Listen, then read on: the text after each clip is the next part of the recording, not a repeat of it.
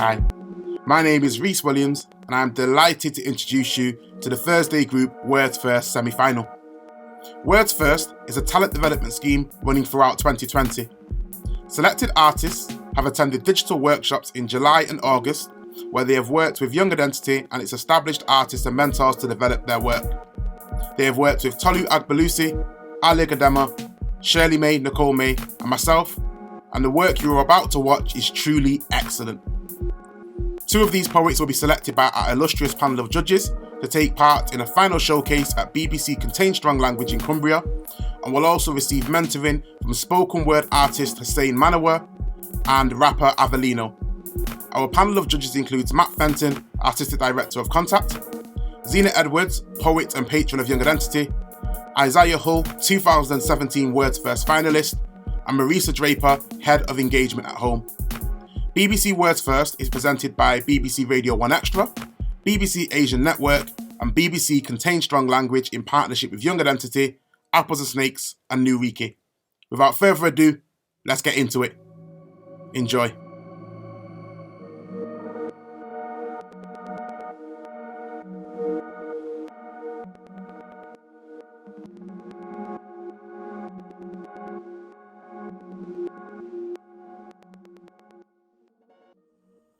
Ellie chucked up in maths.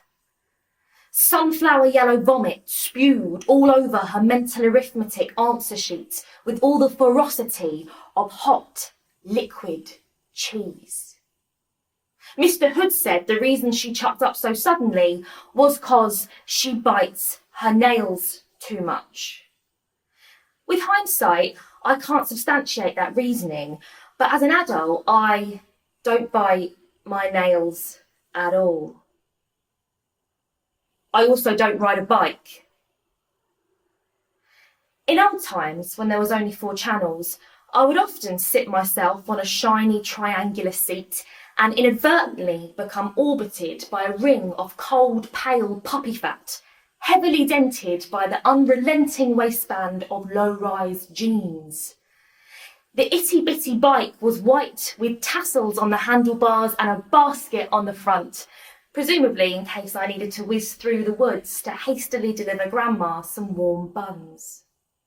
My flat, fat feet desperately endeavour to balance on top of sharp pedals while crammed into cramped pink diamante kitten heels from abroad.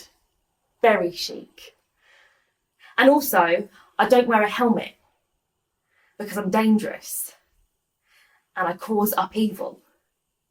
I'm a chubby, mini, evil Knievel. Although a helmet's probably not that necessary if you ride your stabilised bike exclusively by method of pedalling backwards in the middle of the carpeted living room of your 1-bedroom flat. Despite my resistantless knees flailing up, down, up, down, up, down, up, down, up, down, up, down, I'm not going anywhere fast. I'm not going anywhere at all. Positioned in front of the telly, my glazed eyes fall on sparkly crop tops on top of the pops, and that's where I stay. And I am here still. Winning my static Tour de France with unbitten nails and wearing pink diamante kitten heels from abroad.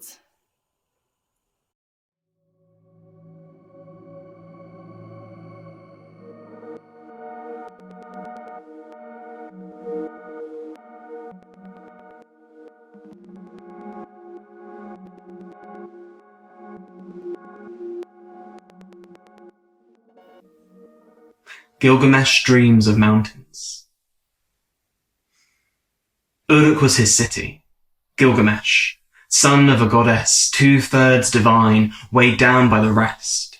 That lust, that urgent need to build a lasting name, Gilgamesh the mighty. Uruk was his city, but not enough to make the memory of a man gleam like copper in the sun.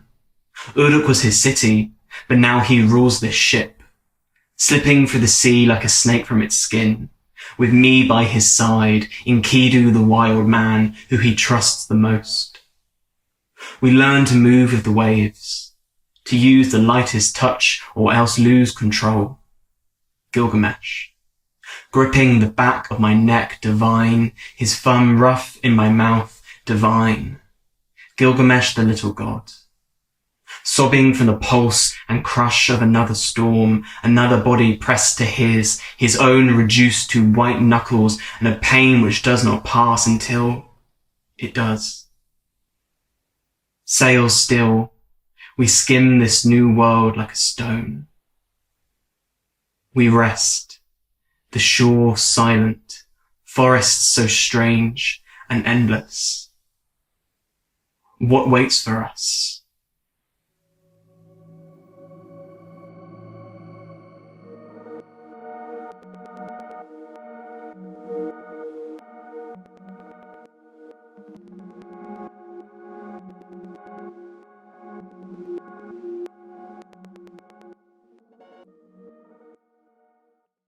Your own ceiling.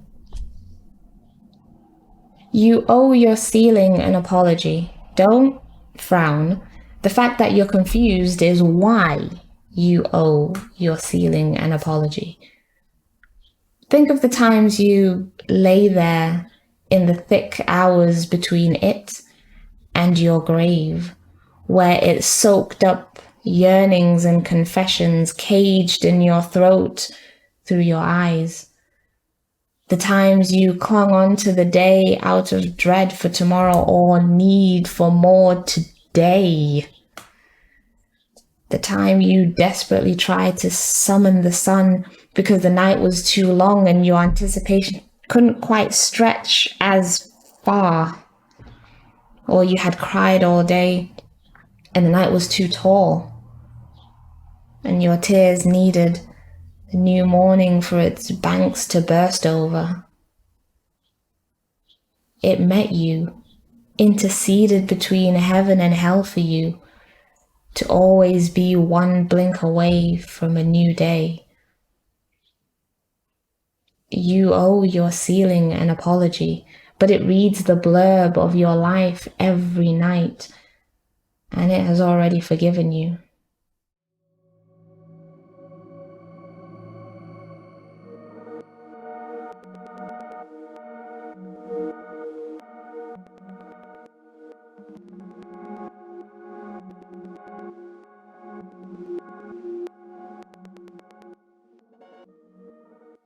The Occultation. The House of Wisdom stands as ever it has stood, a hiding place for spirits specific, homesick, city-stuck, who in memoriam drape its halls black. Exiled occupants in ellipsis life are treading thinned carpets to scuff, retelling stories so often retold they have become a hum, a hymn, a prayer for something better. Bitter half-answered prayer.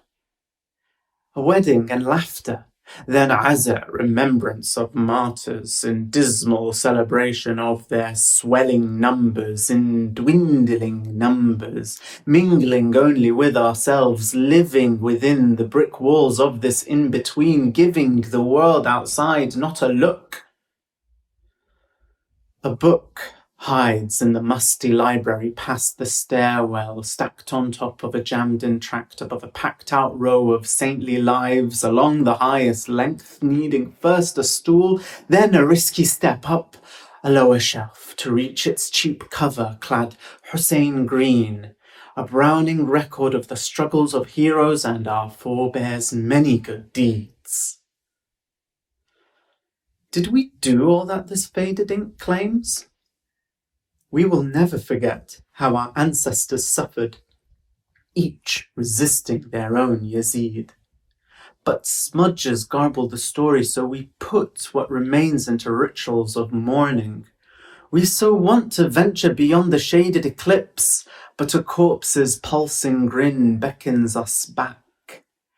The hall still fills, but the library does not. A knot ties us clotted dreamers to the house in occultation. We await a return, a martyr's reception readied. The sufra is laid and mechbooth made. But we struggle to maintain that vision, hidden in deeds forgotten. Our once-lived wisdom goes unwritten.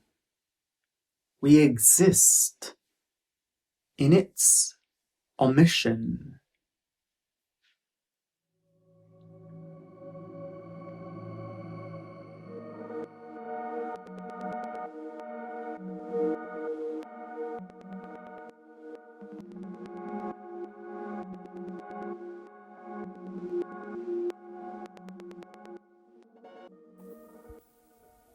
Drunken Revelations. I was never taught how to let go. Like a leaf grasping hold of a branch in the middle of a storm, I struggle against the omnipotent forces of my past.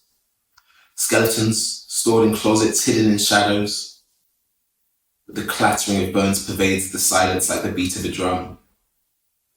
The song it plays is not a jovial one, it is a song of war. All the world's a stage? No, all the world's a battlefield, and these trenches have been dug deep. So I hold on. Like a soldier clasping the locket containing the image of his true love, I hold on. To intangible things such as love and pain, the empty hand always grips the tightest.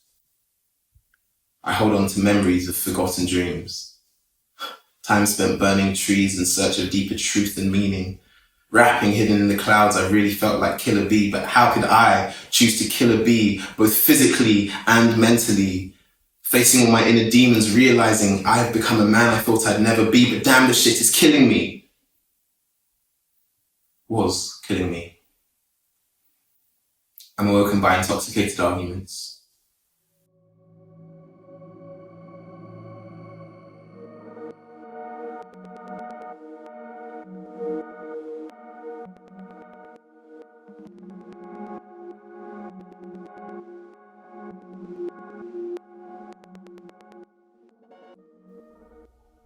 A mother sends her son through their village with his fingers a nest of rusty 250 shilling coins, his head reciting shopping lists, and his heart the warmest part of a dusty lit pathway.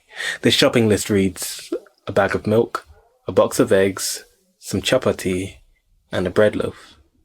He catches the faces of shop owners leaning through metal shed doors and mud brick buildings.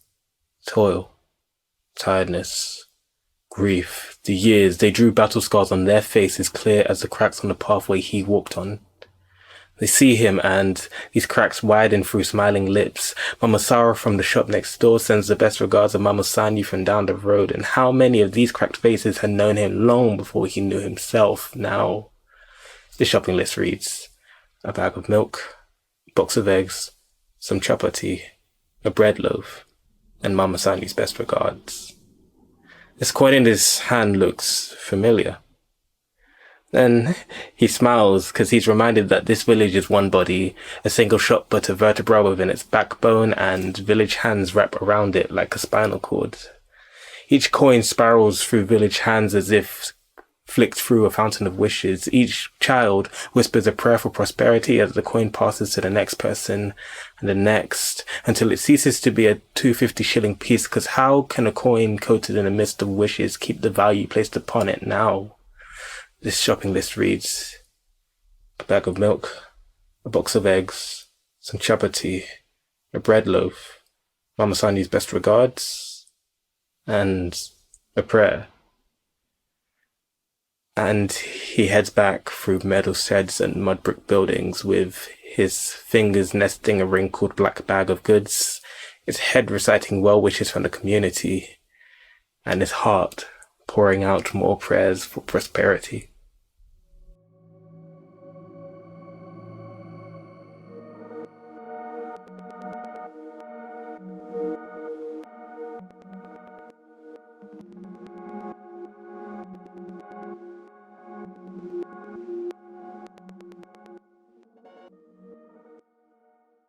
Tomorrow, Grandma will die.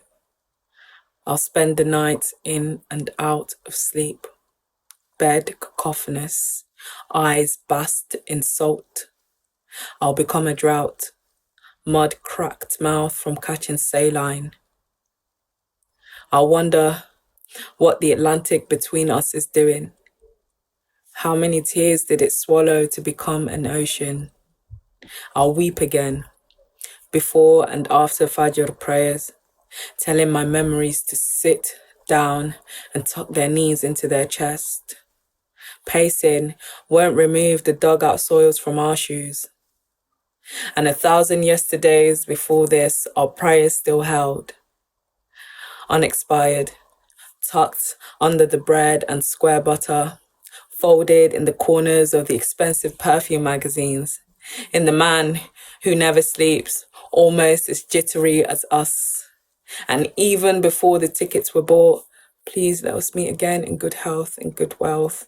We at prayer routinely. Please let us meet again in good health and good wealth. In Ramadan, in sujood, in godly gatherings, please let us meet again in good health and good wealth. Was the bread aware that tomorrow it would start to grow green moss, butter dripping miserly, oil and fat cementing to the bottom of the metal fridge? Were the perfume bottles aware that they were losing their fluids, the lingering scents around their necks absconding? And did a deep sleep assail the man, arm and head hauled by gravity? When tomorrow finally comes, I'll look through old pictures, tracing where age had settled between her bracket smiles. Only trinkets of voices, hands, and long white cocoon scarf to piece her together.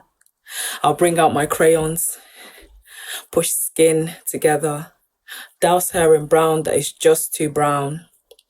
I'll boil my mother's hands, soft, tepid, like teabag wide-eyed in scorching water. I'll draw her lips, 2 whole wheat slices buttered in saliva.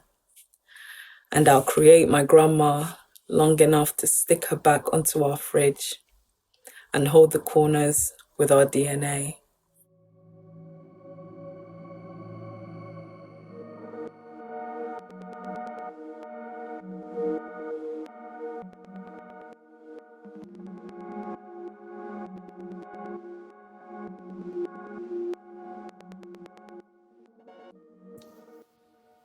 It is magic.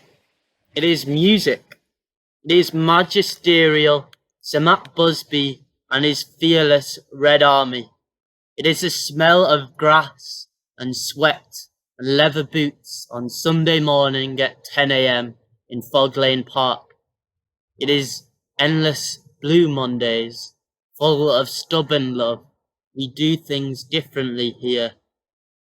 It is a musical mythology where we sing love will tear us apart again together as hymns in our churches of holy forlorn pubs at the top of our lungs.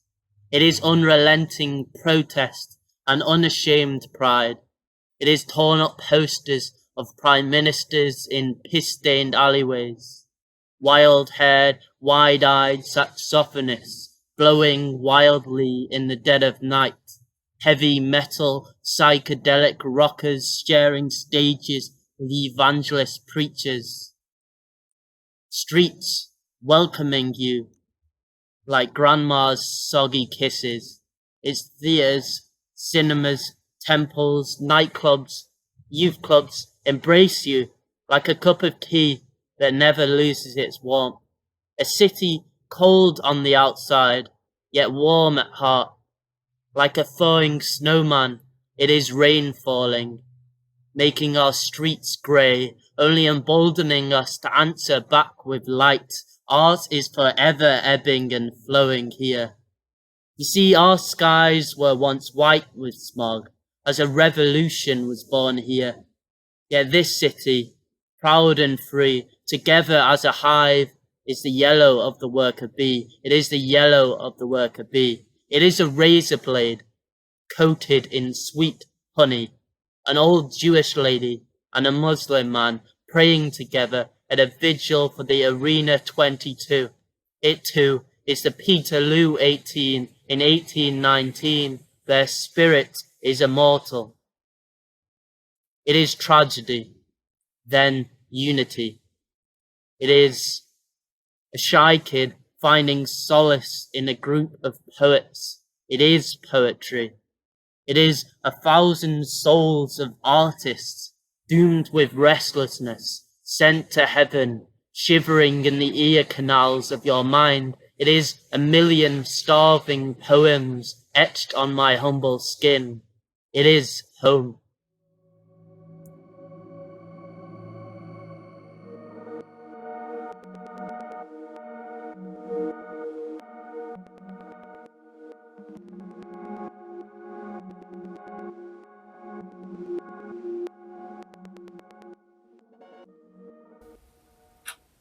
Pledge me to a holy helix sorority.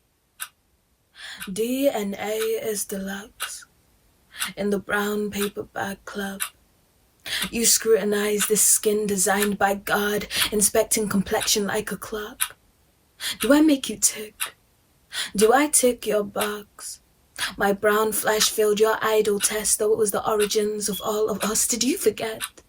The effects of generations of sunrises. Did you forget how brown your ancestors glowed because of the cold climate? My holy helix is in the image of love. Still, you say I am not enough thus. I am at a divine impasse probing the eyes of the sun. I held strength as glass and watched my blood gush as you laughed. Self-esteem, the sick joke. Too black, too charcoal. I am the fuel that moves the world, the globe. You admire the loot, whilst forgetting who lifted the load. I converse in eclipses. I learned to be cryptid, encrypted, coded, closed, only loving those who knew the true value of coal. Until you. You burn joy like firewood, make embers of my empathy.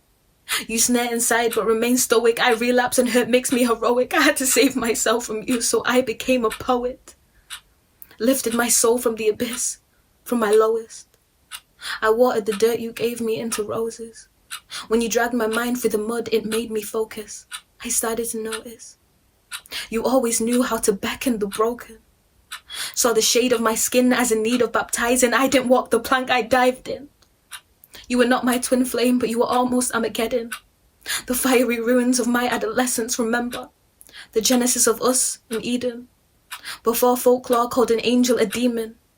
Before convention made affection my crucifixion. For years, I've been living my life like it was an audition. Had to dust off the self and perform the role of the strong woman. The sacrificial lamb, the reliever of comedic tension now. Trauma is my crown of thorns. I dance the drums of my ancestors' songs. You walk with a hunch from carrying the weight of what the world once saw. Which village will raise our child? Self-love or self-denial? I Google hydroquinone, press the backspace button and the walls of Jericho come down. My holy helix is not a burnt offering. It is a temple, beautifully brown.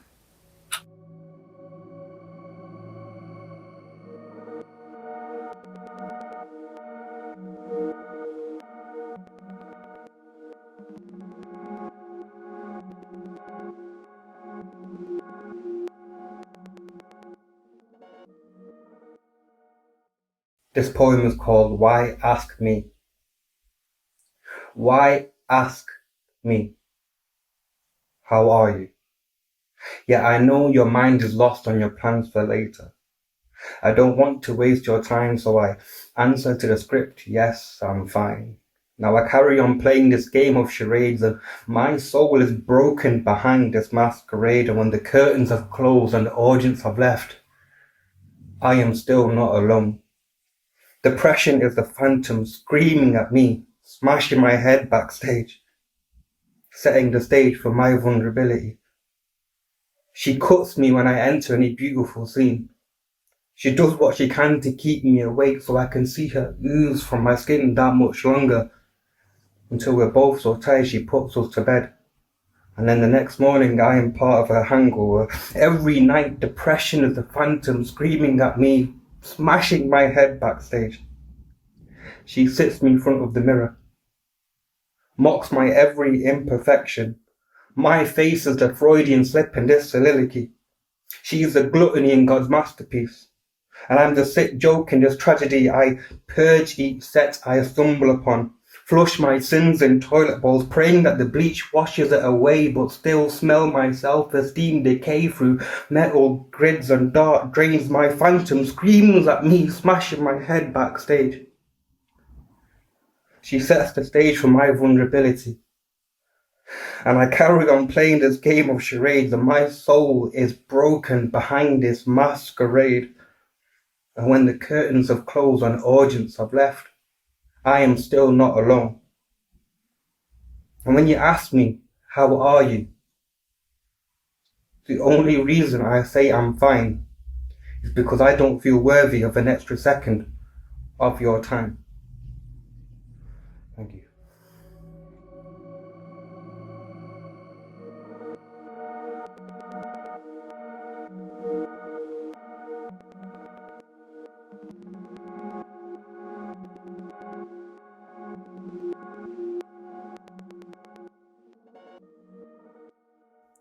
For Ayaya Habiba, who birthed artists without ever putting pen to paper. I wonder who I could have been beneath a different sun, the one who loved you so greedily she couldn't bear to be parted, left a smattering of freckles here, there, everywhere on your face. That's the first thing I notice when I meet you, Ayaya Habiba, in the birthplace of our Deen. When my mother's arms reach for yours for the first time, she becomes a child again, undone. And I begin to believe as you cradle her in your embrace and kiss her on the forehead, imploring, my child, Hanun Kaisi, let me hold your pain. I wonder who we could have been beneath a sun where a 17-year-old clutching a baby to her hip is not forced to leave her motherland as the call to prayer and minarets stand witness to her father's reunion with Allah, hastened by bullets bearing the flag of war, and home loses all its meaning. Inna lillahi wa inna ilayhi raji'un. And my mother, your daughter, is left to forever wander between desert and salt water, seeking sustenance in the closest thing to home that she can find. Ala bi dhikrillahi tatma'innu qulub. Please let her heart find rest. And I stop wondering as we make tawaf. 7 times we walk around the Kaaba, our fingers intertwined through rubble mixed with blood. 7 times I thank Allah and ask Allah and beg Allah, please forgive me for when I doubted, please forgive me for when I cursed, please forgive me for what I could not see.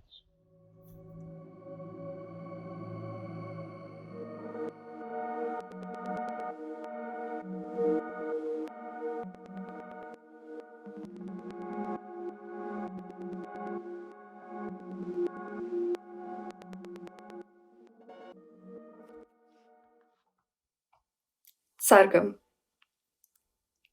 I miss hearing my friends say she went to heaven for the weekend. How they danced all night to Bollywood songs. How there were string lights everywhere. How her parents lost their frowns in the crowd. I ask her why she left. God knows I don't still picture Jannah the way I did. When the class prefect tries her best sermon pitch, asks, you know Al-Baik? You get those in heaven. There's never been a version of heaven that didn't hold my own life. Of date palms and Cornish picnics, where the sun squeezed our headaches alive so we only ever stepped out at night. Where we watched the world from a periscope, our days punctuated by the azan. I've downsized my du'as since. They exchange outfits at the gates of heaven. Asks about a boy. Asks about a dead grandfather. Of all the versions of heaven I've hoarded, I like the one with the flying boxes of fried chicken best. The one where the bouncer speaks Arabic. The one where I don't need the right passport to stay.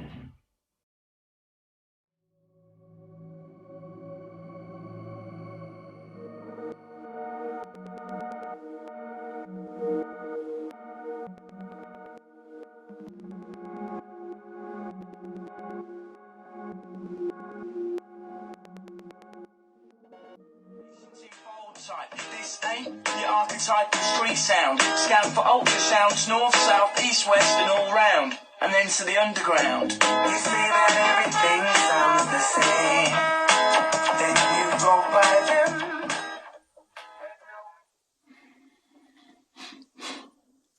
This poem is called Shame. Forgive me. I am still trying to describe it, to define the shape of what I feel so pressingly. It hurts to recall what you've forgotten so willingly, to be dragged back into knowing. Admittedly, I never even felt that it was real, but it could leave a mark so deep that when a friend at work, for instance, asks about dating, and love, and girls, I smile, and it feels as though a hot ball of lead is being drawn up across my throat and out into my mouth as I say, you know I like men, right? And as my eyes plead for forgiveness, to be seen as no less than what they saw me as before. See, what hurts the most in coming home to yourself after years is the smile she greets you with when you return. The grin which says, of course, my child, I'm still here. Her eyes which ask, where have you been? And what have you done to yourself? And why do you stink so bad? And the stink? Yes, the stink, that never goes. You see, you can scrub out all the words and burn the books and bury the soil and bury the ashes in the soil, but the stink, it stays. It rests itself in your pores, beneath your nails, behind the new words you've devised. And still, you can't recall its name. You can't describe the source you know so well.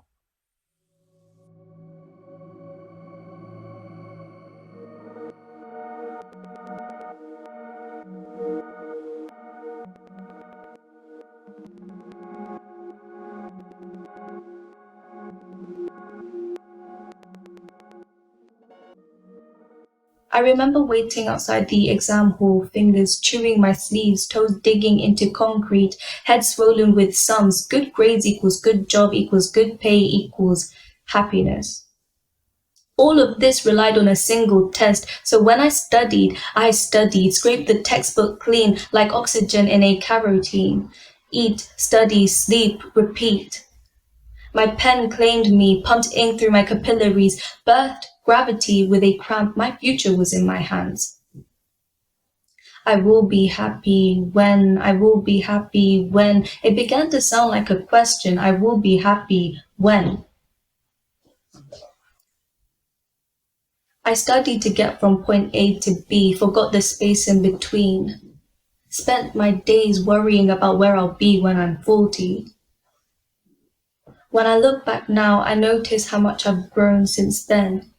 Living in the present, using all 5 senses, giving myself the space to breathe and allowing life to lead me.